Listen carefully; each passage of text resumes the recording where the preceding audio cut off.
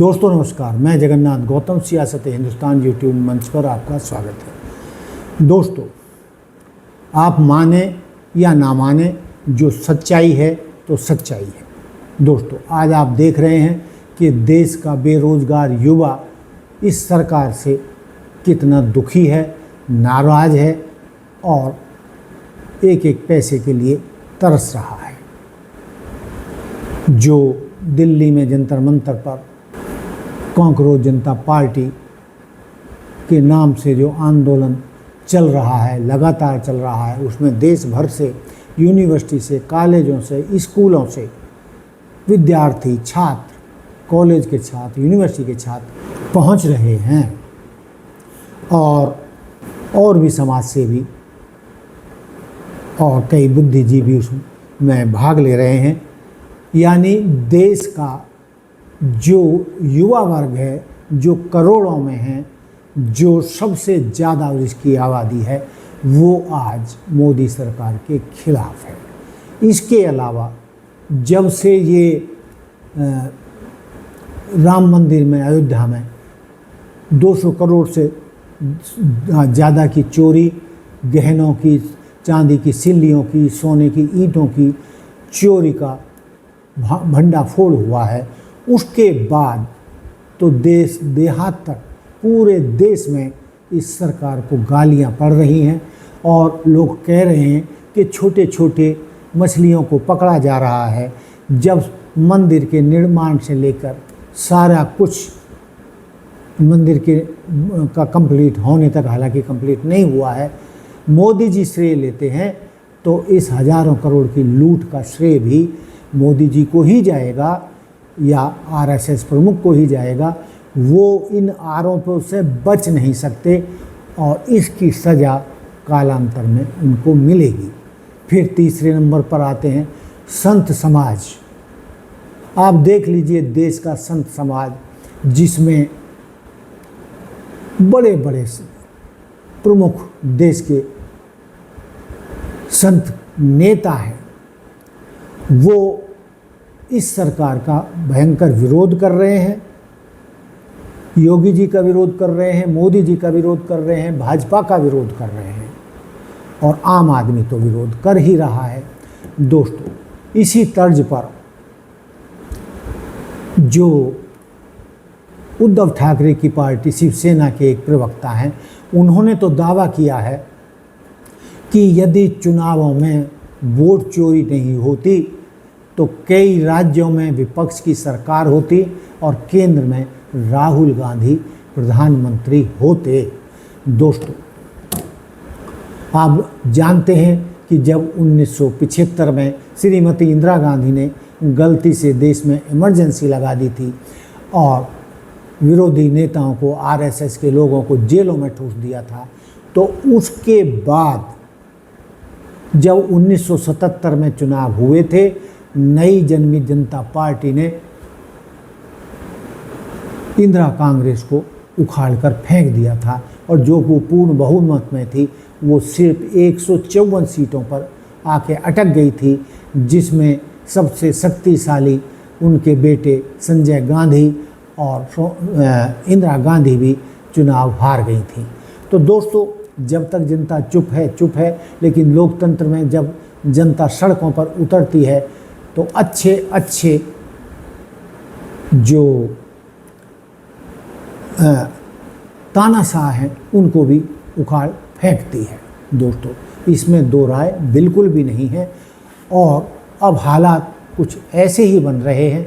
बेशक ये चुनाव जीत रहे हों, लेकिन ये हमेशा इस तरीके से चुनाव नहीं जीत पाएंगे जब देश की करोड़ों जनता सड़कों पर उतरेगी। जिस तरीके से देश के युवा, बेरोजगार, विद्यार्थी दिल्ली में डेरा डाले हुए हैं और इस सरकार के खिलाफ रात दिन आग उगल रहे हैं और कह रहे हैं कि देश के जो शिक्षा मंत्री हैं वो इस्तीफा दें। और उनका मकसद तो यही है कि ये सरकार पूरी की पूरी नकारा है, इस सरकार को अब देश से जाना चाहिए। जब एक एक करके संत समाज मोदी जी के खिलाफ, मोदी सरकार के खिलाफ, और जो बुजुर्ग हैं जिनका बहुत सम्मान है देश में, वो भी इस सरकार को गालियां दे रहे हैं। युवा वर्ग इस सरकार के खिलाफ है, संत समाज इसके खिलाफ है, और अब तो मंदिर में चोरी के बाद तो आम जन बहुत आहत है और वो खून के आंसू रो रहे हैं। और दोस्तों, ये ऐसा हाल हुआ है जो इन्होंने अयोध्या को ही बर्बाद कर दिया है। जिस अयोध्या की इन्होंने इतना प्रचार किया था, वहाँ पर बाज़ार बने थे, वहाँ पर व्यापारी आए थे, महंगी महंगी दुकानें बनी थी, महंगे प्लाट बिके थे, महंगे मकान बने थे, महंगी सोसाइटियाँ बनी थी। लेकिन दोस्तों, वहाँ के लोग आज इतने दुखी हैं कि 100 पैसे में अब 25 पैसे भी वहाँ पर धंधा नहीं है, और लोगों ने मंदिर में दान देना भी बंद कर दिया है।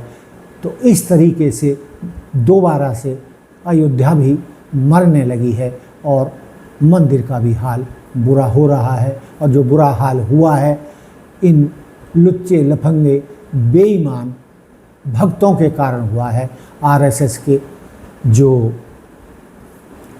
सारा श्रेय लेते थे, जिन्होंने इसको बनवाने का श्रेय लिया मंदिर को, या जिन नेताओं ने, चाहे मोदी सरकार ने, चाहे मोदी जी ने, अब सब दाएं बाएं देख रहे हैं, कोई भी सामने नहीं आ रहा है। लेकिन दोस्तों, देश की सारी जनता जानती है कि इसके लिए कौन जिम्मेदार है, और मोहन भागवत यानी आरएसएस, भाजपा और नरेंद्र मोदी जी इन आरोपों से बच नहीं सकते। और देश की जनता इनको आने वाले चुनावों में इनकी औकात बताएगी और सत्ता से बाहर कर निकाल, इनको मक्खी की तरह निकाल फेंकेगी। ऐसा माहौल देश में बनता जा रहा है। यानी इन्होंने धर्म की जो आस्था थी उसके साथ भी विश्वासघात किया है, आम आदमी के साथ भी विश्वासघात किया है, उस भगवान राम के साथ भी विश्वासघात किया है, जिसके नाम पर ये देश में सत्ता में आए थे। वरना राम मंदिर अभियान से पहले, आंदोलन से पहले, इनको कुत्ता भी नहीं पूछता था राजनीति में।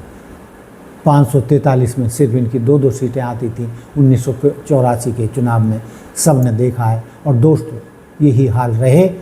और जो